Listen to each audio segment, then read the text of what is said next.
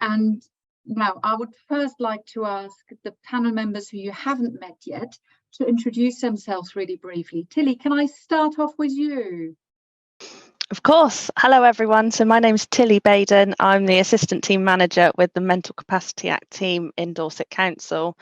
I'm also a regular columnist and podcaster for Social Work News and Social Work Radio. And Tilly, you've got a particular interest in retention and staff safety and wellbeing, haven't you? I have indeed, yes. Thank you, Tilly. Okay. Now we've got Colin on here somewhere. Colin, would you be able to introduce yourself? Hello there. My name's Colin McPherson. I have just recently retired as a squadron leader from the Royal Air Force after 43 years. I've got quite a portfolio in both practical and the application of command and leadership. My last job was with the RAF's Tedder Academy of Leadership, where I was the subject matter expert in command and leadership development for the Officer Cadre. I've just completed a doctorate in business administration with Napier, and I'm waiting on my Viva date. My primary research areas of interest is helping organizations understand the relationship between their organizational culture, their talent management philosophy, and their training and education strategies. Fantastic. Thank you, Colin, for joining us. And now we've got Rejoice. Would you mind introducing yourself? Thank you, Tilia, and thank you everyone for who's joining us. I'm actually in Neke Cafe. I've just finished conducting my research, so I'm a postdoctoral researcher at Bournemouth University and in the Department of Social Work and Social Care. So my main area of research currently is looking at community health assets, and we are looking into communities that are defined as in deprived areas by the researchers. So that's my background, and I'm a social worker by training, having trained outside of the UK. So yeah, I'm interested really in issues of inclusion, diversity, and lots of work in feminist studies, feminist research, feminist work.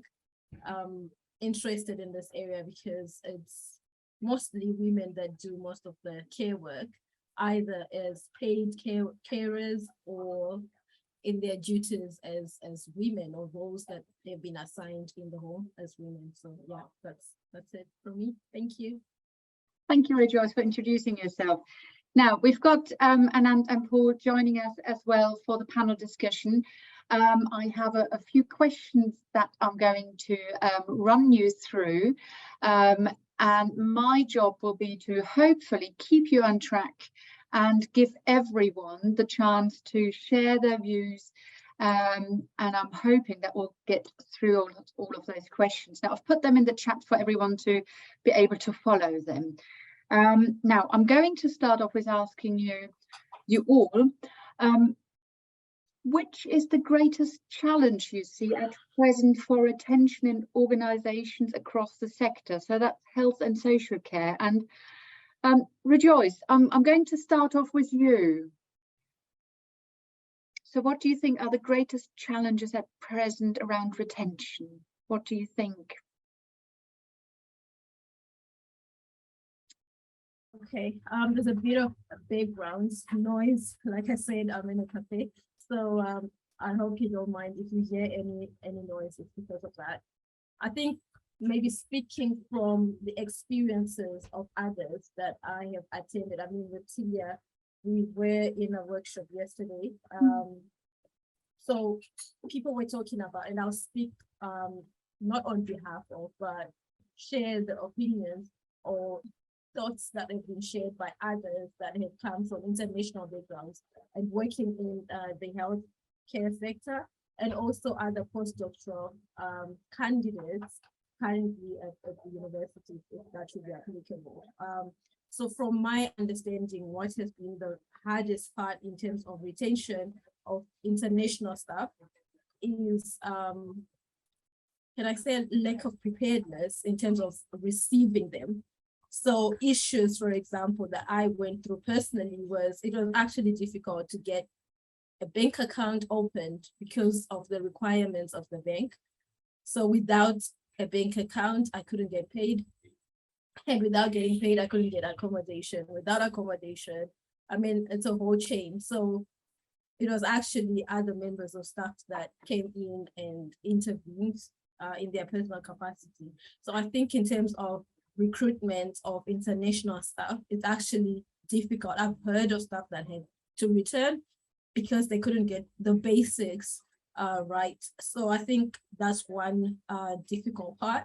And also a lack of support internally for international staff as well. So like yesterday, we heard that people coming into organizations that assume that everyone understands the working situation, the working environment, which is a culture on its own. And sometimes there's a cultural shock. We also talk about cultural shock, even amongst people within Britain, for example. If you move to a certain organization, there's an expectation or culture that's within that organization. So now you can imagine someone coming from a totally different culture into a new country or into a new work setting. If there's no effort to accommodate those people and to make them feel welcome, or the assumption is that they'll understand, cope, and get on with it, it's kind of tough. I mean, yesterday someone was saying they had to come in, had to work, had to manage a lot of administration that is outside of work in terms of settling in. So that can also be a problem. And for example, if you can't get a bank account open, then you can't stay, and you can't get paid, you can't stay, then it's difficult to retain you. Thank you. Thank you, Rejoice. I scribbled down that actually, in a way, retention starts with recruitment, and induction goes further than just inducting a member of staff into the job, but maybe in that cultural and organizational context, and appreciating difference and appreciating culture and appreciating that we need time to learn. Now, I'm going to hand over to Tilly now to maybe share her thoughts on what you feel are the greatest challenges around retention at the moment. Okay, so from my perspective, I think one of the greatest challenges is around burnout, particularly around dealing with compassion fatigue and resource fatigue, and the impact of just a dwindling lack of resources. We're still practicing in a period of austerity, and with things like the cost of living crisis that we're having, we're seeing just the day-to-day job pressures that health and social care staff are facing have just got worse and worse and worse. And it started many years ago, but I think COVID has exacerbated things, and now we're in this post-COVID era where things are just really tough for the people working on the front line. And I think that can become very demoralizing for a workforce who has joined the profession to try and help people and make their lives better. When you're faced with a constant lack of resources, then sometimes there's very little that people can actually do to make a difference, and that's exhausting, and that I think makes people want to leave the sector. Thank you, Tilly. So I scribbled down moral injury, that actually we all probably come into the profession as practitioners, as clinicians, to support and help others, and it may feel quite insulting actually when the resources aren't necessarily there. And I read a quote around burnout. Actually, it's not burnout, it's a lack of resources. This is not the fault or the responsibility of the practitioner or clinician. Actually, it's a systematic issue or systems issue.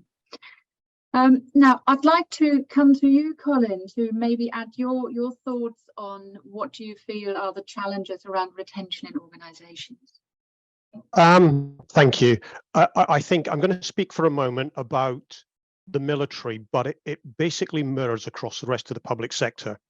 If we go back to about 2018, there was a national audit study done in the military about this very subject, about retention.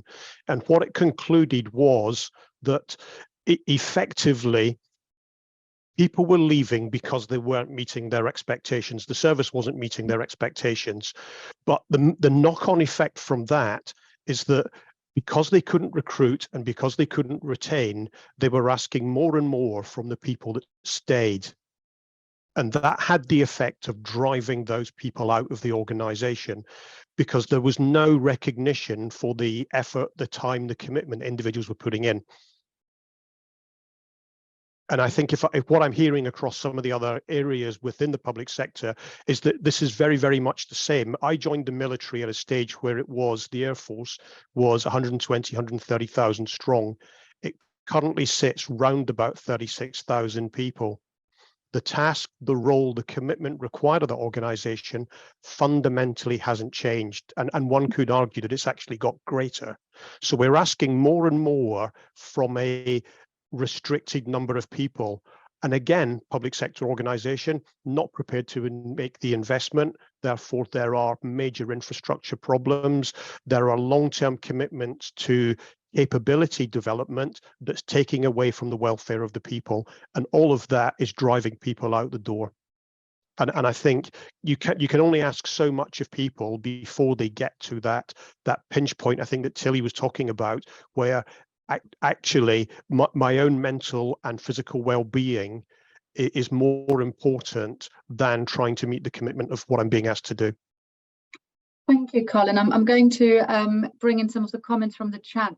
Lee said actually unrealistic expectations of staff, given the resources, probably resonates with what you just said, Colin. And Yvonne pointed out with regards to Tilly's comment, but I'd like to apply to yours, that actually this is a breach of the psychological contract that we've had. We've signed up to a job, and now our organizations put us in a place where we're not necessarily able to fulfill our obligations to serve our client groups, service user groups, so on and so forth. So I'd like to move us on to the next question then, to see why inclusive workplaces are such an important issue. And I think we've not just discussed this today around race and ethnicity, but we've also brought gender in there, gender as a spectrum, not just the male-female divide. And I'd like to take that theme forward. And Paul, can I come over to you and see what your view is? Why are inclusive workplaces an important issue? Is Paul still there? Have we lost him?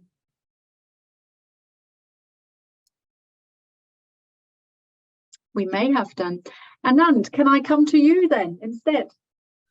Okay, why inclusive workplaces? For me, it's almost like product design or development. If I have a workplace, a product that will work for all people, doesn't matter whether you're 10 years old or whether you're 90 years old, whether you've got eyesight, no eyesight, whether you have a particular cultural framework within which you're looking at things, the product works because it translates. And I see a workplace as no different. If your workplace is a place where everybody is able to reach their maximum potential, then their ability to so it comes back to, in a way, to your retention question. If each individual feels they are a part of the organization, able to maximize what they can give the organization and also maximize what they personally can gain from it, more emotionally than, I think there's this thing of job satisfaction. I finished a project, but no, I've enjoyed finishing this project. There's a subtle difference. At that point, your workplace becomes where you want to stay.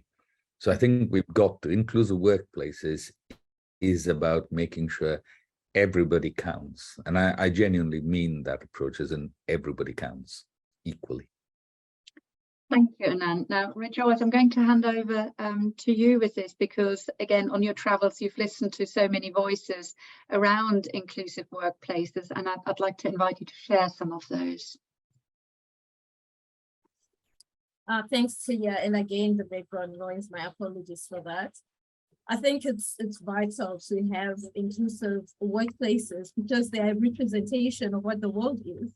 The world is full of diverse people, and by embracing the differences, we actually enhance effectiveness of our contribution to the world, because the world is not uniform, and people come in with different strengths, with different experiences. And I think having a uniform world would just not be possible. So a place should reflect the realities in the world in which they serve. And so when we get people from different genders, like you were saying, it's not just a binary of male, female, but we've got different genders across. We've got different races, we've got different ages.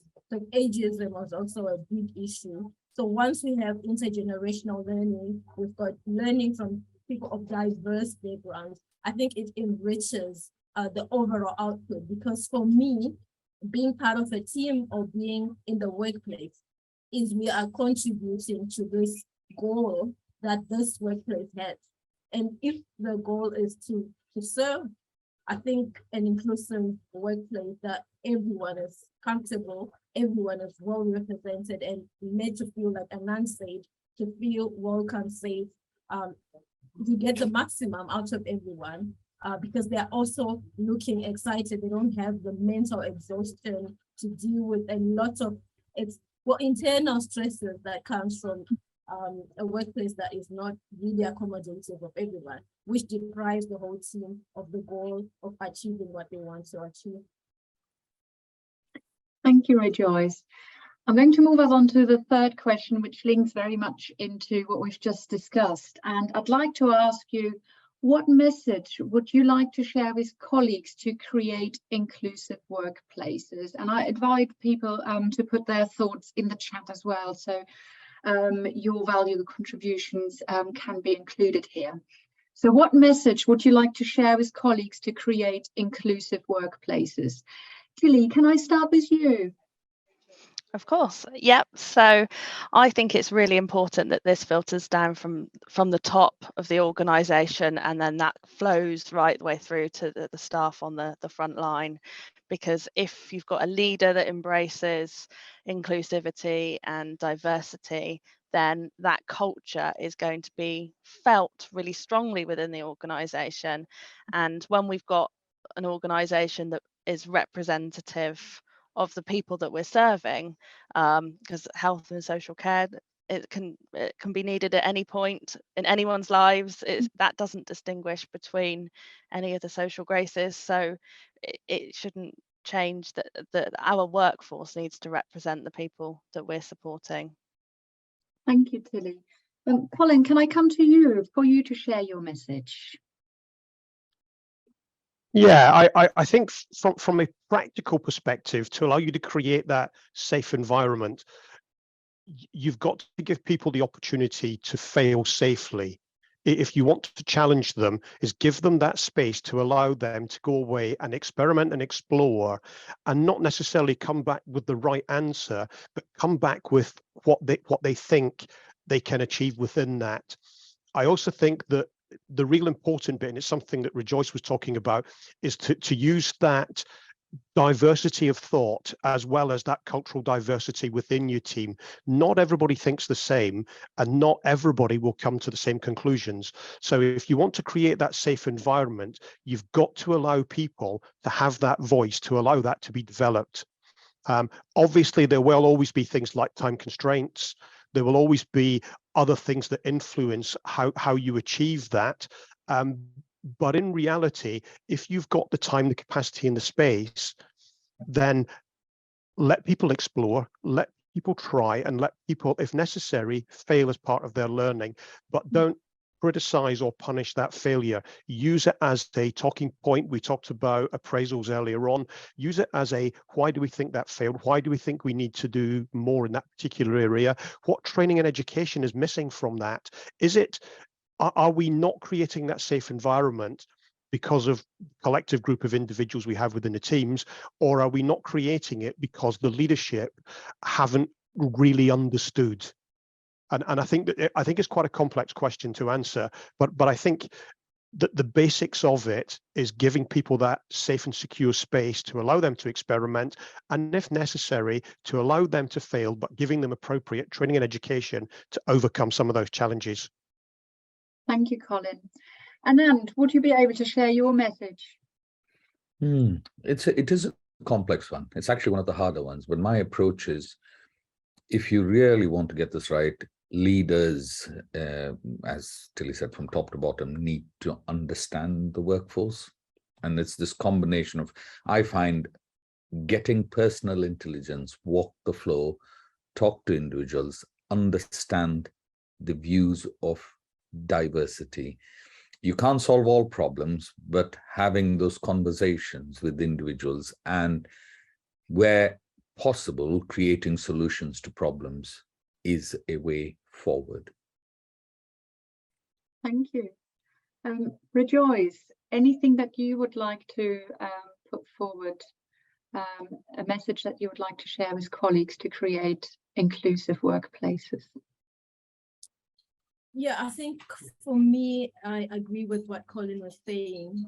An inclusive workplace. A workplace should be a place where people celebrate difference, encourage innovation and thinking. And innovation is only possible when it's safe to do so. And also to show that you value the input of those people.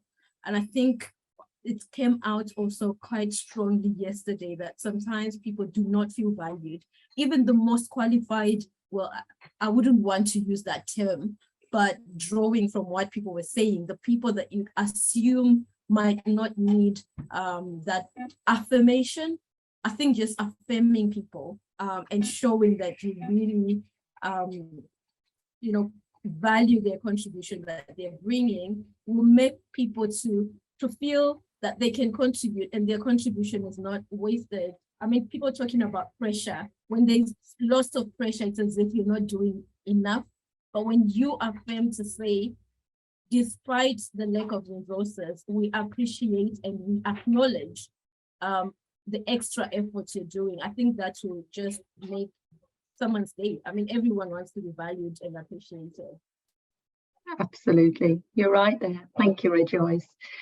Now, let's take the conversation to that next level, away from the colleagues to the leaders.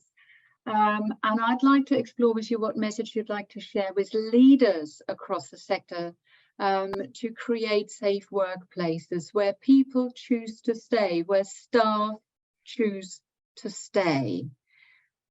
What would you want to tell a leader? And I'm going to start with you, Anand. What do I tell leaders? You have put me on a spot in that. I actually, to be fair, let me answer the question. I came from a different culture, and I saw the difference between good leadership, where I felt safe, welcome, and open, and I found an opportunity to thrive. And I've also worked in places where that doesn't exist. And I think the main difference was when you have new people coming, when you look at your mapping, is the same message I gave earlier. Go back, talk to individuals, identify the pinch points, identify barriers. So it comes back to communication, clear communication, and then working to solve a problem. In all my life, that has been common. And once you find a solution, that sort of cultural integration part becomes quite important. And how do you culturally integrate a diverse organization? I don't have, again, it's not a quick answer I can give. Based on my experience, it has been, one, talking to people, understanding the problems they have. If Rejoice wouldn't mind, I think one of the main challenges, she works in our organization, and we were very bad at creating the environment for her to integrate into our system. We got everything wrong. But it's taken a while to produce the solutions. Solutions don't come very quickly. And our challenge is, how do we listen to the individual who has had the problem? And you must take every problem seriously. This idea that we have of, from a leadership point of view, unless a majority have a problem, we won't move, is an untenable position. It is about addressing the diverse needs. And when you're addressing diverse needs, you will find variability, and the variability can come from n equals 1. You deal with it. Thank you, Anand. I'm going to now hand over to Colin. What would you like to tell leaders? What messages would you like to share with them to create safe workplaces where people choose to stay? I think one of the key tenets and one of the key differences for me between management and leadership is that I think a leader needs to be in a position where, or of the personality where they can inspire the people that work for them. But I think some of the practical steps that sit around that is that as a leader, you need to know your team. You need to understand where your strengths and where your weaknesses within that team lie, and therefore you need to know how you can exploit the best from people to achieve whatever the collective objective is. And part of that is understanding and embracing that diversity within the team that we talked about earlier on. But I think it comes back to the basics that a leader has to take time to understand the people. Otherwise, they're just a manager. And that for me is the fundamental difference. Thank you, Colin. Tilly, what are your views? What are your messages? So echoing again what everyone's already said, but it's really important that a leader is visible and takes the time to just get to know each individual staff member and respect that everyone comes from a different place in their lives. No individual is the same as another individual. And once you've built up that culture of being visible, listening to your teams and organizations' views, and then you're formulating solutions to problems that are actually balanced and not just based on a single perspective. And I think there's quite a few comments in the chat. I won't jump into your role, Tilia, but there's been some really interesting and insightful comments actually around strengthening the leadership in that area. Absolutely. Now I'm going to move us on to the final question, and actually I'm going to open that up to the floor, to everyone, and I'm going to share a little Padlet if I can navigate into it. So if people would like to join and share their views, this is totally anonymous. For those of you who haven't used a Padlet yet, I'm going to share my screen briefly so you can see what I'm asking you to do. Now, can someone just shout out if you can see my screen and the Padlet?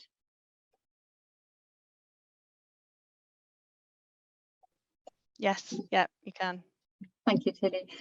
So I would like to open the floor to everyone who's engaged, because I could see that some people put comments in the chat, but the chat comes up with names and you're not anonymous there. On the Padlet you are.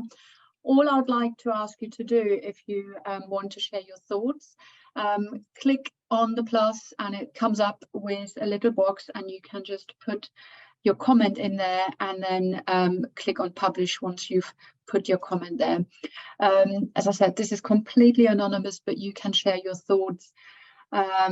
And with that, I would probably really be interested now to hear from our speakers again. In a perfect world, what would your workplace look like? And I'm just coming back to you, Tilly. How would it look like? How would adult social care look like? Well, there's so many problems and issues that we need to address, but I think if you've created an environment where you have a safe and supportive space for each of your team members, and you have a sense of fun and enjoyment in work as well, because we spend so many hours of our time in our working lives with our colleagues and with the people that we're supporting. And if you don't enjoy what you're doing, then that's going to be a miserable existence for everyone involved. So for me, having a fun, creative and supportive workforce is an ideal world for me. Thank you. And I'd like to pick on your brains now, as the Dean of the Faculty for Health and Social Care. How would you like to see the perfect workplace, not just for your staff, but maybe even for the students, for the CPD students, for the qualifying degree students? What would it look like? Interesting. That's a a place where there is joy. I think I'd like to hear laughter in the workplace. I'd like to hear sound in the workplace, a sound of debate, discussion, and laughter. To me, if I were to simplify it down and say, if everybody was there, people coming to work. So you want a busy workplace, people coming in, people being able to move around. Yeah. So I think, no, in simple terms, a busy, noisy, loud, happy workplace is for me ideal. I mean, you can see with students there, that's what you see. That's what gives you the energy to walk into a workplace and then feel lifted. Thank you, Anand. Rejoice, what would a perfect workplace look like for you? For me, a perfect workplace is a place where innovation is celebrated, difference is celebrated, and encouraged. And also, I think for me, and I'll refer to my team because I'm part of a smaller team in Beaumont at the university, but I'm also part of a bigger team, the research team. And I think I have experienced differences in terms of how it is in a smaller, intimate group. So there's a lot of support because you know each other individually. People know where you are at. So there's a lot of support that I personally feel. And I think all the challenges that I managed to face, which is unfortunate because you don't want it to be falling on fellow colleagues, but because of that intimate, and I think maybe the social work itself, working with people in that background has helped. And one thing I want to refer to what an ideal workplace would be is a place where when people feel threatened with outside issues, they find the workplace to be a safe space where you can be vulnerable with colleagues, even your supervisors, and not fear to be deemed incompetent or deemed, because that hides innovation. And sometimes people might have innovative ideas that are strange and not in the main line. But if there's no safe space where someone can be crazy, I'll just quote it in that loose term, and be allowed or accepted for their uniqueness or even diverse ideas, I think that would really be a good and ideal workplace, a very supportive workplace. Yeah. Thank you, Rejoice. Now, Colin, finishing off that question with you, how does your ideal workplace look like? Maybe informed by your research and your work over the years. I think I echo a lot of what's been said. I would focus on that safe space, that safe environment. But I think the workplace has to have a sense of purpose, a common sense of purpose within the organization. Shared values, I think, are quite important as well, so that everyone has a common sense of shared values within that. And I suppose as part of that, a common ethos and core values across the organization. I think what you've got, I think your workspace will change depending on the circumstances you find yourself in. There are times when it will be a great place to work, and the times where you will find it very, very challenging. And I think what you need to do is to be able to strike that right balance for me, so that element of providing a sense of purpose and a safe space for people to operate effectively within. Thank you, Colin. Much appreciated. Now, this was our panel round, and I'm really thrilled that you are all contributing to the Padlet. I know that some people had to leave, and it's well, an online conference is always one of those two-edged swords, double-edged swords. We would have loved to see you all in person, but what we've certainly heard, what we've where we've listened to those who shared their views on should we do this face-to-face or online. Actually, the preference was towards online. We've had people coming from across health and social care and the wider field, some fellow academics from different universities and from within BU. For me, it's been an absolute pleasure to spend the half a day with you, the 4 hours with you. IT this time was kind to us and on our side. So I would really like to ask you to put in the Padlet what subject and themes you'd like to see at next year's conference, because this event today has given me the confidence that actually we can do this again. It has been a success. I feel very honored that you're sharing your thoughts. I'm absolutely tremendously grateful towards all our panel members and the speakers to not just take the time, but put themselves in that vulnerable position to speak and speak up, and maybe speak in a way that we wouldn't necessarily normally do in a leadership conference, but bring back those connections. So I just wanted to put a couple of thoughts in summary whilst you are still contributing to the Padlet.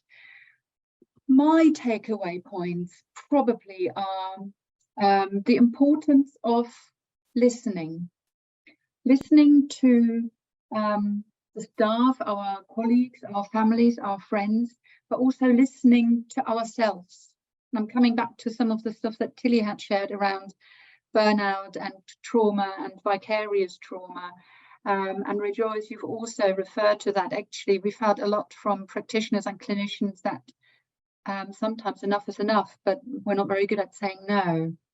And that probably fits into the unrealistic or realistic expectations that we have of our work and our work has of us, which probably fits in quite well with Paul's presentation on psychological contracting.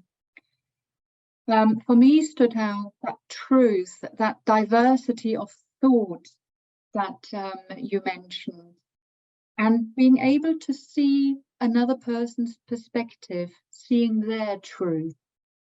But we can only do that if we are connected to other people, if we create and seek and maintain connections, come alongside people, be in tune, to refer back to attachment theory. So relationships really stand in focus of all what we do, be it in our practice, be it in our leadership practice, be it in the work that we do face to face with our clients, service users, patients, students, the people that we serve. Trust for me very much came out as a big theme. We need to be able to rely on those that we connect to. We need to have a trustful relationship with them. And that will elevate our performance.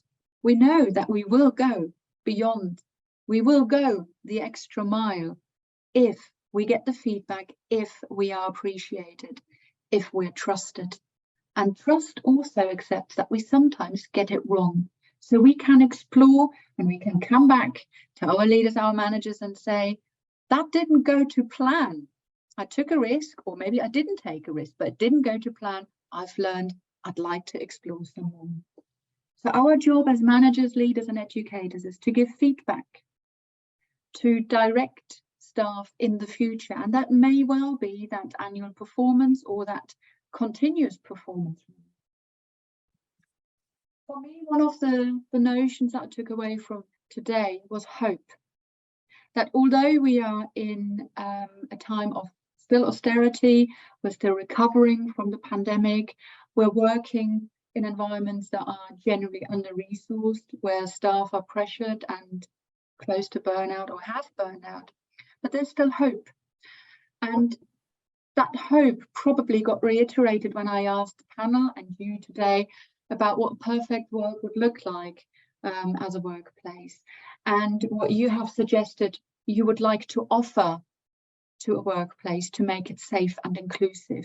And this is probably where we all have individual responsibility and we are accountable for our own practice.